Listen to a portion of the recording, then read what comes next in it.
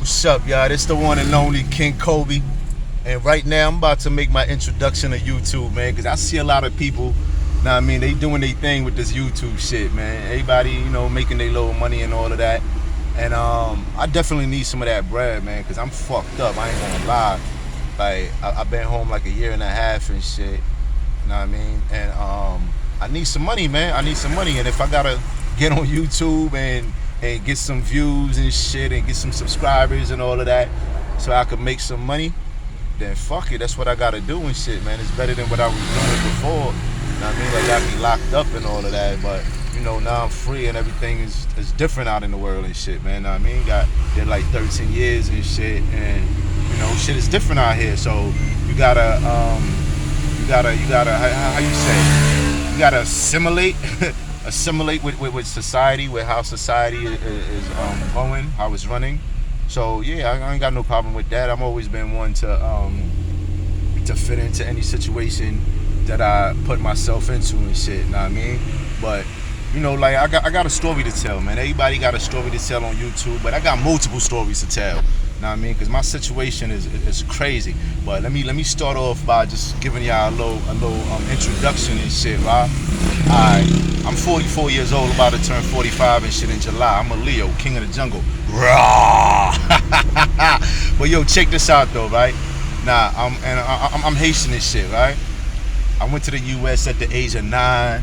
Know what I mean? And ended up getting deported and shit. Ended up getting deported at 43 and a half, I would say, right? And had to go back to Haiti, and I'm sure y'all already know the type of shit that's going on in Haiti. So Haiti ain't no place for a motherfucker to be, especially for a motherfucker like me, cause my mind is still on some old criminal type shit to an extent, but on a different type of level and shit. But the way shit is going out in Haiti, it's like the criminal type shit that's going on in Haiti. It's like straight kidnapping and murders and shit. And honestly, like I ain't with all that, man.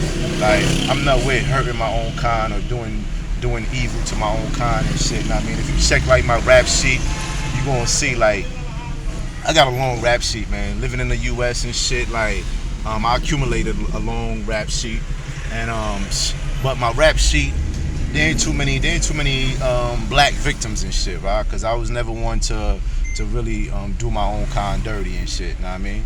But anyway, like I was saying, got deported and shit back to Haiti, and I wasn't feeling it over there. No money, no way to make no money and shit unless you fucking kidnapping motherfuckers and shit. Know what I mean? Even drugs, even there's no money in selling drugs because everybody broke, nobody got money over there and shit, right? So I came over to DR. And shit, was staying in hotels for a little bit. Matter of fact, I'm lying. I was supposed to be going to Turkey. My sister had a little connect and shit, and she was gonna send me out to Turkey, to work over there and shit, cause there's jobs available or whatever.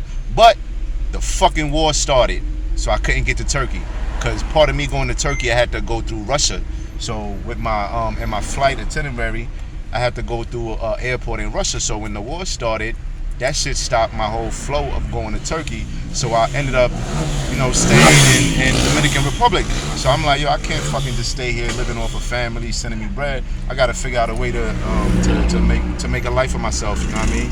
So I ended up getting a job and shit. You know what I mean? I ended up getting a job at a call center. That's where most people that's in DR, that's the type of job that they do. Like when you speak English and shit and you out there, that's the type of job that's available for you and shit, working at call centers.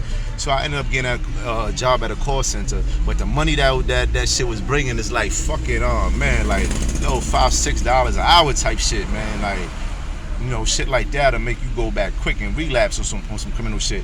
So I ain't want to do that. So what I did, I only got 2 jobs.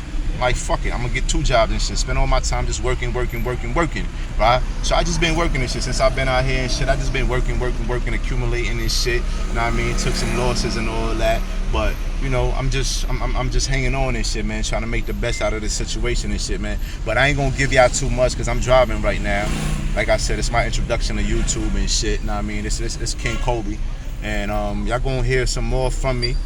Hopefully, y'all subscribe to my shit, man. It's gonna be a lot of stories to tell, and a lot of them other dudes that's on YouTube that got their channels, especially dudes that's from up north and shit. Know what I mean, dudes that got that F and shit. Know what I mean, they got that felony and all of that. Know what I mean, a lot of them I know. A lot of them I was in spots with and shit. But I ain't here to be, talking down on nobody and shit, like, or beefing with niggas and all that. Nah, I ain't with that, man. Like, I'm trying to create my own lane and shit. Know what I mean, I'm trying to create my own lane, do my own thing and shit.